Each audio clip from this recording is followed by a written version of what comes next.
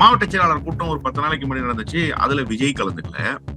கட்சியினுடைய முன்னணி நிர்வாகிகள் எல்லாம் இருந்தாங்க. இப்போ கடைசியா இன்னைக்கு நடந்திருக்கிற கூட்டத்துல பொதுச் செயலாளர் கலந்துக்கல. கேட்டா என்ன சொல்றாங்க? அலுவலகத்துல ஆள் இல்ல.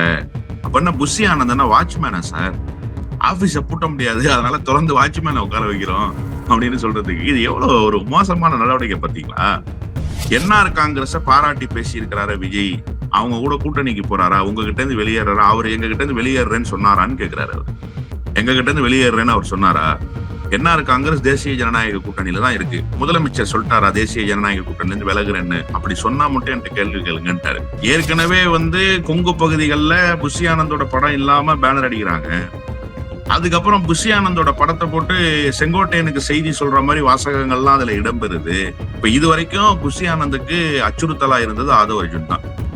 இப்ப ஆதவ அர்ஜுன் புஷி ஆனந்த் 2 பேருக்கும் அச்சுறுத்தலா இருக்கிறது செங்கோட்டையன். அதனாலதான் இவங்க என்ன ஸ்கெட்ச் போட்டு கொடுத்தாங்கன்னா செங்கோட்டையனை தனி கட்சி தொடங்க சொன்னாங்க. ஒப்பீனியன் தமிழ் பார்வையாளர் அனைவருக்கும் வணக்கம். இன்றைய நேர்காணலை நம்மோடு இருந்திருப்பவர் திராவிட வெற்றி கழகத்துடைய முதன்மை செயலாளர் திரு வல்லம் பசீர் அவர்கள். சார் வணக்கம்.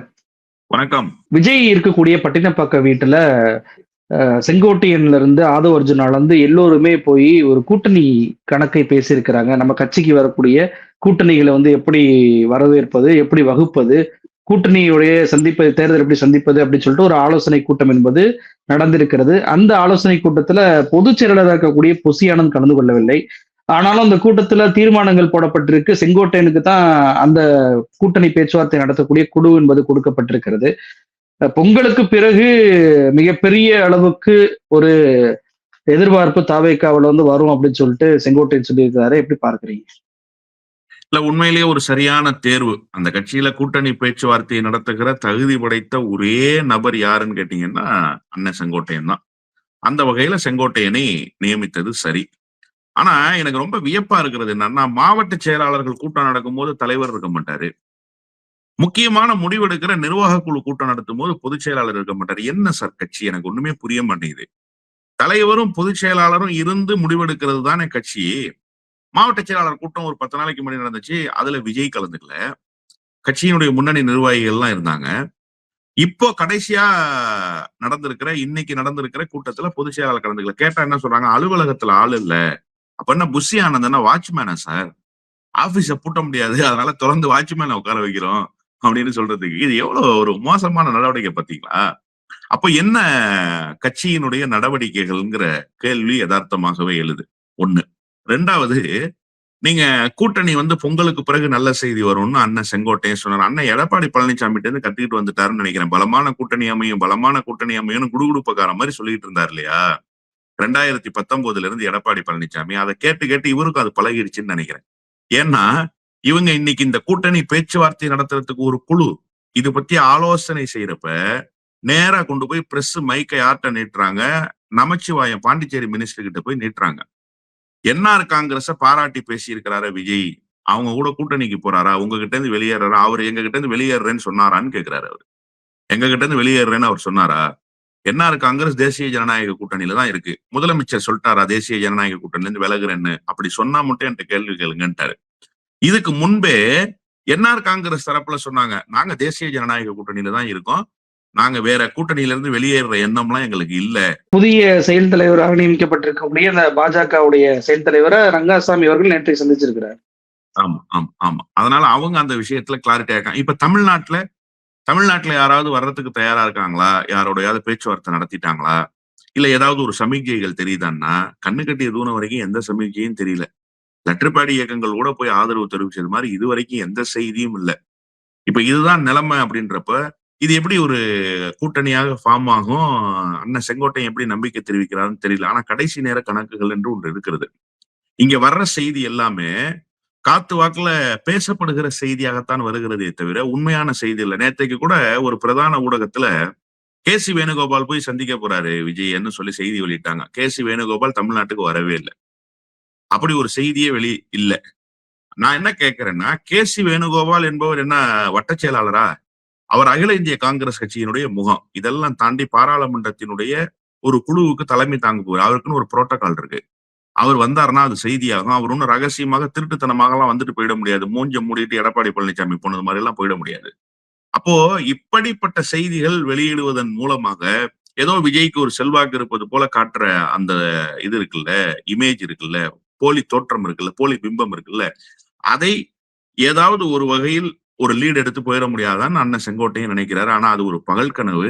யாரும் கூட்டணி சேர மாட்டார்கள் என்று தான் நான் நினைக்கிறேன். தனித்து விடப்படுவார் விஜய் என்று தான் நான் புரிந்து கொள்கிறேன். இவங்க கூட்டணிக்கு ஒரு பேச்சுவார்த்தை குழு அமைப்பதற்கு 3 மணி நேரம் வந்து பேசியிருக்கிறாங்க. அதே நேரத்தில் ஒரு சம்பவம் நடந்திருக்கிறது. தமாகவும், காமராஜர் மக்கள் இயக்கமும் ஒன்று சேர்ந்திருக்கிறது. அந்த நிகழ்ச்சி நடக்கும்போதே பிரஸ் மீட்ட சந்திக்கக்கூடிய தமிழருவி மரு என்ன சொல்றாருன்னா, விஜயால தனித்து நின்று ஒண்ணும் செய்ய முடியாது. அதிமுக, பாஜக கூட்டணிக்கு வந்தா மட்டும் தான் அவரால வெற்றி பெற முடியும் என்பதற்கு உதாரணங்களை சொல்றாரு. ஆந்திரால எப்படி ஒரு நடிகர் வந்து துணை முதலமைச்சராக மாறியிருக்கிறாரோ, அதே மாரி சிரஞ்சீவி ஆரம்பிச்சு ஒண்ணுமில்லாம போனாரு. சோ வந்துட்டு விஜய் வந்து தனியா நின்னா அது மாரி ஒண்ணுமில்லாம போயிருவாரு. கூட்டணிக்கு வாங்கன்னு சொல்லிட்டு கூட்டணிக்கு அவங்க குழு அமைக்கிறாங்க. ஆனா நீங்களே இன்னொரு கூட்டணிக்கு வாங்கன்னு சொல்லி ஒரு அழைப்பு விட்டுறப்பட்டதை எப்படி பார்க்குறீங்க? அதாவது இந்த புரோக்கர் வேலை பார்க்கறத இன்னும் தமிழருவி மணியை நிறுத்தவே இல்ல. நீங்க கட்சி வச்சுக்கிட்டு இருக்கும்போதும் இதே புரோக்கர் வேலை தான். கட்சிய கலைச்சிட்டு தமாகால போய் சேர்ந்த பிறகு இதே புரோக்கர் வேலை தான். தொழில் ஒண்ணுதான். இடம் தான் மாறி இருக்கு. நான் எதுக்கு இந்த வேலைன்னு கேட்கிறேன் உங்களுக்கு. இப்படிதான் நீங்க வந்து வைகோவ அழைச்சிட்டு போய் ரோட்ல நிறுத்துனீங்க. ஞாபகம் இருக்கும் அவருக்கு. வைகோ வேணா மறந்திருப்பாரு. தமிழருவி மணியை மறக்க மாட்டாரு. 2014ல வைகோவ கொண்டு போய் ரோட்ல நிறுத்தினது தமிழருவி மணியன் தான். தேசிய ஜனநாயக கூட்டணியில நீங்க தான் பெரிய ஸ்டார் வால்ட்ன்லாம் சொல்லி 2016ல மாற்று அணி அமையறதுக்கு எல்லா முயற்சிகளையும் எடுத்தப்ப அங்கேயும் கொண்டு போய் வைகோவையும் விஜயகாந்தி ரோட்ல நிறுத்தி விட்டவர் அவர் தான். அதுக்கப்புறம் வைகோ லீடு எடுத்து போனார், அது வேற. இப்படி ஒவ்வொரு முறையும் இதே வேலை. கொஞ்ச நாள் போய் ரஜினியை இழுத்து பார்த்தாரு, பாவம் அவரு. இப்ப படையப்பா ரீ ரிலீஸ் ஆகி நல்லா போய்கிட்டு இருக்கு. இதெல்லாம் கெடுக்க பார்த்தாரு. ரஜினி உஷாரா மெழுகு ரசம் கொடுத்து அனுப்பிச்சிட்டாரு அப்படின்னு இப்பதான் செய்தியை சொல்றாரு. அடுத்து விஜய்க்கு இவர் ஆலோசனை சொல்ல போவாருன்னு எதிர்பார்த்துக்கிட்டு இருந்த நேரத்துல இவர் இங்க வாசனோட வந்து சேர்ந்திருக்கிறாரு. நான் என்ன கேட்கிறேன்னா, விஜய் வந்து இன்னும் தன்னுடைய வாக்கு வங்கிய நிரூபிக்கல. விஜய் இந்த தேர்தல்ல தன்னுடைய ஸ்ட்ரென்த் என்னன்றத தமிழ்நாட்டுக்கு காட்டணுமா? உண்மையிலேயே விஜய்க்கு நல்லது செய்யறதா இருந்தா என்ன செய்யணும்? கட்சி தொடங்குனவருக்கு அவருடைய பலம் என்னன்னே தெரியாம அதிமுக எப்படி சீட்டு கொடுக்கும்? பாஜக எத்தனை தொகுதி கொடுக்கும்? இப்ப விஜய்க்கு ஒரு மனநிலை இருக்கு, நம்ம முதலமைச்சர் கேண்டிடேட்ன்ற மனநிலை. இப்ப எடப்பாடி பழனிசாமி விஜய் முதலமைச்சர் வேட்பாளரா ஏத்துக்கிட்டு கூட்டணி அகாமடேட் ஆயிருமா? அப்படி பண்ண முடியுமா முதல்ல? இல்ல துணை முதலமைச்சரா விஜயை ஒத்துக்கிறாங்களா அவங்க? ஏன்னா இவர் பவன் கல்யாண் கதையை சொல்றாருல, பிரஜாராஜ்யம்னு கட்சி தொடங்கின சிரஞ்சீவி கதையை சொல்லி அவர் தம்பி பவன் கல்யாண் கதையை சொல்றாருல, அவருக்கு கொடுத்த இடம் எப்படின்னா, அதுக்கு முன்பு அவருக்கு ஒரு ட்ராக் ரெக்கார்டு இருந்துச்சு. பவன் கல்யாண் எவ்வளவு இடங்களை பெற முடியும், எத்தனை வாக்குகளை வைத்திருக்கிறார், எவ்வளவு சதவீதம் வாக்கு அவருக்கு இருக்குங்கிறத அவர் எலெக்ஷன்ல ப்ரூவ் பண்ணிட்டு அதுக்கப்புறமா இப்படி வந்து கூட்டணியில அகாமடேட் ஆனாரு. அதனால அரசியல் தெரியாமலே பேசிக்கிட்டு இருக்காரு தமிழறிவு மணியம். புரோக்கர் வேலை மட்டும்தான் பிரதானமே தவிர அரசியல் அரிச்சுவடியே அவருக்கு தெரியாது. எலெக்ஷன் ஸ்ட்ராட்டஜினா என்னன்னு தெரியாது. வாக்கு வங்கி அரசியல்னா அது எப்படி இருக்கும்னு தெரியாது. அப்படி இல்லைன்னா இவ்வளவு பெரிய பேர் இயக்கத்தை கொண்டு போய் அவ்வளவு பெரிய பேர் இயக்கத்தோடு இணைச்சிருப்பாரா அவரு? உருப்புறத்துக்கான வழியா இது? அதுவே மூழ்கிற கப்பலா கிடக்கு தமாக.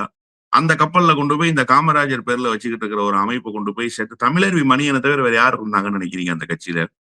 யாராவது ஒருத்தர் இருந்தாரா அந்த கட்சியில? ஒருத்தரும் கிடையாது. இங்க ஜி.கே. வாசனை தவிர யார் இருக்கான்னு நினைக்கிறீங்க? யாராவது ஒருத்தர் பேர் சொல்லுங்க தமாகால. தமாகால நிர்வாகின்னு யாரையாவது சொல்ல முடியுமா நீங்க? அடையாளப்படுத்த முடியுமா? 2 கட்சியும் இப்ப ஒன்றாக சேர்ந்து இருக்கிறார். மொத்தத்தில் புரோக்கர் வேலையை தமிழருவி மணியை விடல. உண்மையிலேயே விஜய்க்கு இது நல்ல ஆலோசனை கிடையாது என்றுதான் நான் சொல்வேன். இப்போ புசியானது இல்லாமயே இந்த கூட்டம் நடந்துச்சுன்னு சொல்றீங்க. இப்போ செங்கோட்டையனுக்கு அந்த குழு தலைவர் பதவி என்பது கொடுக்கப்பட்டிருக்கிறதாக தகவல் வருது. இப்போ கூடுதல் பவர் என்பது புதிதாக அந்த செங்கோட்டையனுக்கே முழுமையா கொடுத்தா புசியானந்துக்கு மரியாதை இல்லாம போயிராதா? ஏன்னா விஜய் சில இடங்கள்ல அவர் வீட்டுக்குள்ளேயே தான் இருக்கிறார். மாவட்ட செயலாளர் கூட்டத்துக்கு கூட வரலன்னு சொன்னீங்க. மாவட்ட செயலர்ல விஜய் இல்லாம நடக்கும்போது அதுல யார் பவரான ஆள்? பொசியானந்தா அல்லது செங்கோட்டையனா அப்படின்ற சலசலப்புலாம் வந்துராதா? அது கட்சிக்குள்ளேயே வந்து உட்கட்சி பிரச்சனையை கிளப்பி விட்டுறாதா? இல்ல ஏற்கனவே தான் கிளம்பிடுச்சுல்ல. ஏற்கனவே வந்து கொங்கு பகுதிகள்ல புஷி ஆனந்தோட படம் இல்லாம பேனர் அடிக்கிறாங்க. அதுக்கப்புறம் புஷி ஆனந்தோட படத்தை போட்டு செங்கோட்டையனுக்கு செய்தி சொல்ற மாதிரி வாசகங்கள்லாம் அதுல இடம்பெறுது. இதெல்லாம் ஏற்கனவே நடந்து முடிஞ்சிருச்சு. திடீர்னு வந்து புஷி ஆனந்த் அண்ணன் நீங்க எங்களை வழி நடத்துங்கண்ணே, நீங்க என்ன சொல்றீங்களோ நான் கேட்பேனே அப்படின்னு சொல்லுவாரா? ஆனா சொன்னாரு மேடையில. எவ்வளவு நாளுக்கு பிறகு சொன்னாரு? எதன் பொருட்டு அது சொன்னாரு? நான் உங்களுக்கு 100 விழுக்காடு கட்டுப்படுவேன்னு எவன் ஒருத்தன் சொல்றானோ, அவன் இனிமே நான் உனக்கு கட்டுப்பட மாட்டேங்கிற செய்தியை சொல்றான்னு தான் பொருள் கொள்ளணும். இப்ப அந்த கோல்டு வார் வந்துருச்சு, 2 பேருக்கும் வந்துருச்சு. நம்பர் 2 பொசிஷன் யாருக்கு? இப்ப இதுவரைக்கும் புஷி ஆனந்துக்கு அச்சுறுத்தலா இருந்தது ஆதவ் அர்ஜுன் தான். இப்ப ஆதவ் அர்ஜுன், புஷி ஆனந்த் 2 பேருக்கும் அச்சுறுத்தலா இருக்கிறது செங்கோட்டையன். அதனாலதான் இவங்க என்ன ஸ்கெட்ச் போட்டு கொடுத்தாங்கன்னா, செங்கோட்டையனை தனி கட்சி தொடங்க சொன்னாங்க. அவர் ரொம்ப உஷாரா கட்சி தொடங்க வேண்டிய அவசியம் இல்லைன்னு சொல்லி இவங்க கட்சியில சேர்ந்துட்டாரு. நான் என்ன கட்சி தொடங்கி உங்களுக்கு ஆதரவு கொடுக்கணும், உங்கள்ட்டே வந்துடுறேன் பாத்துக்கோமியான்னு சொல்லி வந்துட்டாருல. அது இவர்கள் இருப்புக்கு ஆபத்து வந்துருச்சு. உண்மையிலேயே செங்கோட்டையன் அரசியலுக்கு முன்னாடி புஷி ஆனந்த் நிக்க முடியாது. இவர் ஆஃப்டர் ஆல் ஒரு எக்ஸ் எம்எல்ஏ தான், அவர் எக்ஸ் மினிஸ்டர். அப்ப இதை விட அது கூடுதல் பொறுப்பு உங்களுக்கு. இன்னொன்னு, இவருக்கு பெரிய அரசியல் அனுபவம் எல்லாம் புஷி ஆனந்த் கிடையாது. ஆனா செங்கோட்டையனுக்கு அப்படி அல்ல. அரை நூற்றாண்டு கால அரசியலினுடைய ஆளாகலத்தை பார்த்தவர் அவரு. அவருக்கு கள அரசியல்னா எப்படின்னு தெரியும், எலெக்ஷன் ஸ்ட்ராட்டஜினா என்னன்னு தெரியும், தேர்தல் அறிக்கைன்னா என்னன்னு தெரியும், தேர்தல் கூட்டணின்னா எப்படி இருக்கும்னு தெரியும், அதை எப்படி பேசி செட்டில் பண்ணணும்னு அவருக்கு எல்லாமே தெரியும். அதனால அவர் தான் லீட் எடுப்பாரு, அவர் தான் நம்பர் 2 பொசிஷனுக்கு வருவாரு. இது புஷி ஆனந்துக்கு ஆபத்தா இருந்தா புஷி ஆனந்த் என்ன பண்ண முடியும்? நீங்க எஸ்.ஏ. சந்திரசேகர விஜய்கிட்ட இருந்து பிரிச்சீங்க, அவன் மனைவி சங்கீதாவை விஜய் கிட்ட இருந்து பிரிச்சீங்க. இப்ப முடிஞ்சா செங்கோட்டையனை பிரிச்சு பாருங்க, பிரிக்கிறதுக்கான வாய்ப்பு இருக்கான்னு ட்ரை பண்ணி பாருங்க. முடிஞ்சா சக்சஸ் பண்ணீங்கன்னா அதுலயும் நீங்க சக்சஸ் ஆக போறீங்க, அவ்வளவுதானே. மொத்தத்துல விஜய காலி பண்ணணும்ன்றது புஷி ஆனந்துடைய நோக்கம். அது எப்படி காலி பண்ணா என்ன? இப்ப செங்கோட்டையன் வந்திருக்காருங்கிறதுனால காலி பண்றதுல இருந்து கொஞ்சம் பின்வாங்கி இருக்காரு. ஆனா முன்னோக்கி வருவாரு புஷி ஆனந்த் தான் நான் புரிஞ்சுக்கிறேன். இறுதியா ஒரே ஒரு கேள்வி என்னன்னா, இப்போ விஜய் ஈரோடு கூட்டத்துல பேசினார். அதுல ஆதவ் அர்ஜுனா பேசினாங்க, அருண்ராஜ் ஐயர், சிடிஆர் நிர்மல்குமார் எல்லாருமே பேசும்போது புஷி ஆனந்த் உட்பட எல்லாரும் பேசினாங்க. ஆனா ஒரே ஒரு பேச்சாளர் மட்டும் இல்ல, நாஞ்சில் சம்பத். அவர் விஜய் நடத்தக்கூடிய அந்த முதல் கூட்டம், அதிலேயே நாஞ்சில் சம்பத் அவர்கள் வரவில்லை, புறக்கணிக்கப்பட்டிருக்கிறாரா அப்படின்ற கேள்வி வருது. ஏன்னா இவர் உதயநிதி விழாவுக்கு என்னை கூப்பிடல, எனக்கு நிறைய திமுக மீட்டிங் எல்லாமே ரத்து பண்ணிட்டாங்க, நான் அதனால போய் தாவேக்கால இணையறேன் அப்படின்றதெல்லாம் பேட்டியில கொடுத்திருந்தார். இப்போ விஜயுடைய முதல் கூட்டத்திலேயே நாஞ்சில் சம்பத் புறக்கணிக்கப்பட்டிருப்பதை எப்படி பார்ப்பது? புறக்கணிப்புன்னு பார்ப்பதா இல்ல அழைப்பு இல்லை அப்படின்றத பார்ப்பதா? அவர் கலந்துகிட்டது மாதிரியான செய்திகளை தான் நான் பார்த்தேன். நிகழ்ச்சியில கலந்துருக்காரு, ஆனா பேசல, பேசுறதுக்கான வாய்ப்பு கொடுக்கப்படல அப்படின்னு தான் நான் புரிஞ்சுக்கிறேன். ஏன்னா அவர் முதல் நாள் ஈரோட்டுக்கு வருகிறார் என்கிற செய்தி எல்லாம் சமூக வலைதளங்களின் வாயிலாக பார்க்க தான் நேர்ந்தது. ஏன் அவர் பேசல அப்படின்றது தெரியல. ஆனா ஒரு விஷயம், இவங்க எல்லாருக்குமே அவரை பார்த்து ஒரு பயம் இருக்கும். அவருடைய இலக்கிய நயம், அவருடைய மேடை பேச்சு, அவர் பேசிட்டாருன்னு வச்சுக்கோங்களேன், மொத்த கூட்டத்தையும் அவர் கையில கொண்டு வந்துருவார். அவருடைய பேச்சு தான் இன்னைக்கு பிரதான பேச்சாக ஈடுபட்டிருக்கும். இப்ப விஜய் பேசுனது, சிட்டி நிர்மல்குமார் பேசுனது, அப்புறம் அண்ணன் செங்கோட்டையன் பேசுனதுன்னு இருக்குல்ல, இது எந்த சீரியலுமே இருந்திருக்காது. நாஞ்சில் சம்பத் பேச்சு மட்டும்தான் இருக்கும். ஒருவேளை அதை உணர்ந்ததுனாலயோ என்னவோ அவரை பேச விடாம, நீங்க பேச வேணாம், நாங்க பேசிக்கிறோம், உங்களுக்குன்னு தனி கூட்டங்கள் ஏற்பாடு பண்ணும்போது நீங்க பேசிக்கங்கன்னு கூட சொல்லி இருந்திருக்கலாம். அவருக்கு தாவேக்காவில் தகுதியை தான் தடையாக இருக்கும் என்று தான் நான் கருதுறேன். நிகழ்ச்சியில் கலந்து கொண்டு பல்வேறு தகவலை நம்ம நேரிட்ட பெருந்துட்டீங்க. ரொம்ப நன்றி. நன்றி.